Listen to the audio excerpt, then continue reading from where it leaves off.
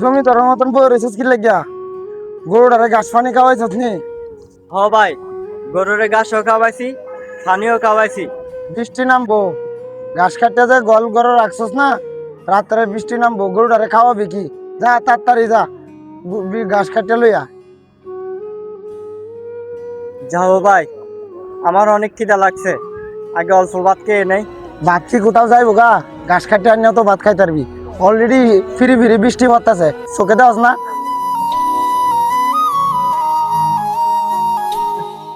যাইতাম তো ভাই ঠিকই, শরীরটা কিন্তু কাঁপতেছে।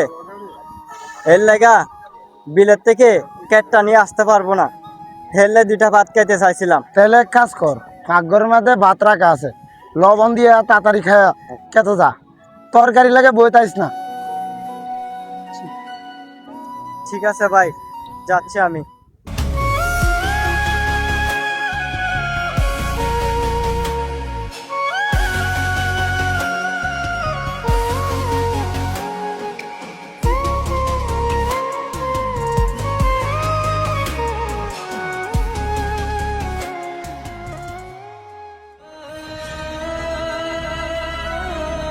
কি রে রাসেল, মন খারাপ করে বসে রয়েছস? কি আজকেও কি তোর ভাই বাদ দেয় না আজকে? হ্যাঁ দিছে তো, লবণ দিয়ে খাই আসছি। সব সময় কি তোর সাথে এমনই হয়? আসলে কি তোরা মারফেটের ভাই না সৎ ভাই? তুই এটা কেমন কথা বললি?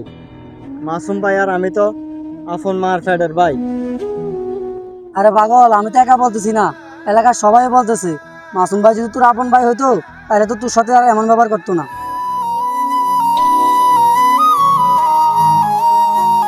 আরে বন্ধু, বুঝছ না? তোর সম্পত্তির যে একটা বাঘ আছে, তোর একটা জায়গা আছে, ওটা নিয়ে তুই আলাদা থাক, তোর ভাইয়ের সাথে আর থাকা লাগবে না। আরে বেটা, তুই এটা কি বলস? আমি কেন আমার বাড়ির থেকে জায়গা সম্পত্তি আলাদা করে দূরে চলে যাব? আরে পাগল, তুই যে তোর বাইরে তো অত্যাচার সহ্য করে পড়ে আসস, সামনে তো তুই বিয়ের শাদী করবি, তখন কি করবি? শুন বন্ধু, তোরা একটা কথা বলি। আমি যখন অনেক ছোট ছিলাম, তখন আমার মা বাবা মারা গেছিল। তখন আমার কাছে সবচেয়ে আপন ছিল আমার বড় ভাই আর আমার ভাবি।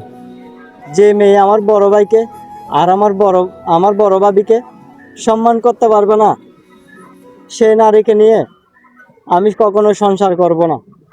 কারণ আমার এই দুনিয়ার মধ্যে আমার বড় ভাই হচ্ছে আমার আপন। तूने मेरे जाना कभी नहीं जाना इश्क मेरा दर्द मेरा है तूने मेरे जाना। আরে মাসুম ভাই দাঁড়ান, আপনার সাথে আমার কিছু কথা আছে। কি কথা বলবা বলো?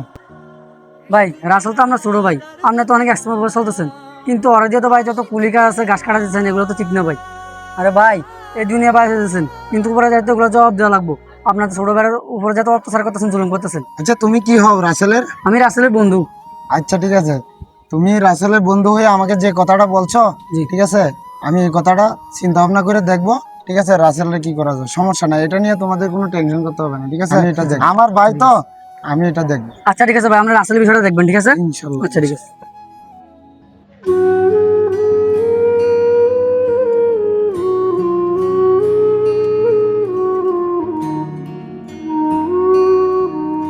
কিরে রাসেল, এখানে মন খারাপ করে বসে আছস?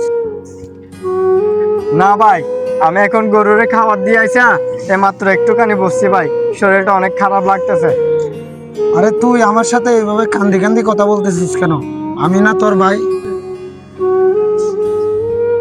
ভাই, আমার শরীরটা না অনেক খারাপ লাগতেছে, তাই একটু আগে এসে বসছি।